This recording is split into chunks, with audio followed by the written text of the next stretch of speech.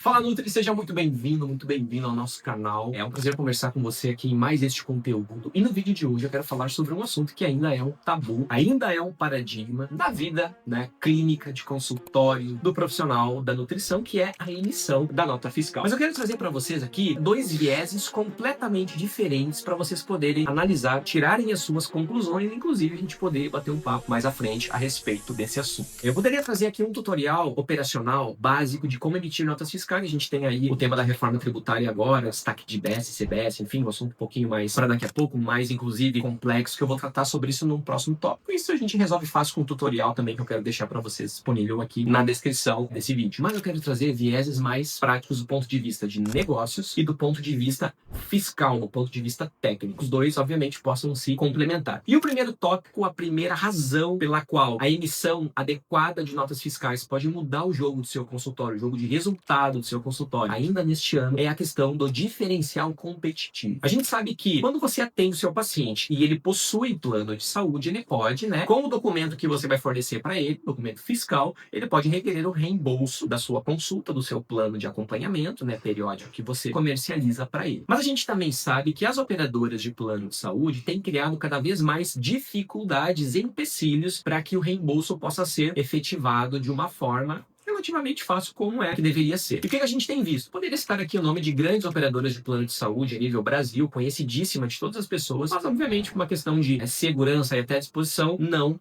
farei isso, mas a gente pode tratar sobre isso numa conversa mais um a um, ok? Mas vamos lá. O que as operadoras têm criado de restrição e de dificuldades? Reembolso com recibos. O profissional de nutrição que atua como profissional autônomo, como profissional liberal, não emite nota fiscal na grande, esmagadora maioria das cidades e emite recibos simples. E o que acontece? As operadoras de plano de saúde têm negado muitos reembolsos aos pacientes que apresentam recibos simples, exigindo duas coisas. Primeiro, nota fiscal. Segunda, inscrição da empresa de nutrição no Cadastro Nacional das Empresas de Saúde, o que mesmo que a gente sabe que isso é uma discussão, porque até não seria obrigatório para o profissional nutricionista, mas este é um assunto para um outro conteúdo, para um próximo vídeo. Mas fato é que as operadoras de plano de saúde não têm reembolsado de forma facilitada e amigável o reembolso para os seus pacientes que apresentam recibos. E quando eu falo de diferencial competitivo, é justamente você estar homologado, seja com abertura de CNPJ ou emitindo uma nota fiscal avulsa, caso a prefeitura da sua cidade permita para profissionais autônomos e o seu paciente de fato possa ter acesso a esse tipo de documento e requerer o seu reembolso de uma forma muito mais simples, muito mais facilitada, que não vai acontecer nenhum tipo de empecilho por parte da operadora de plano de saúde. E uma vez que você entende isso e traz isso para dentro do campo da negociação, da estratégia de, inclusive, de apresentação do seu programa de acompanhamento para o seu paciente, você ganha pontos a seu favor, uma vez que o seu paciente vai estar te pagando e vai receber dinheiro de volta da operadora de plano de saúde.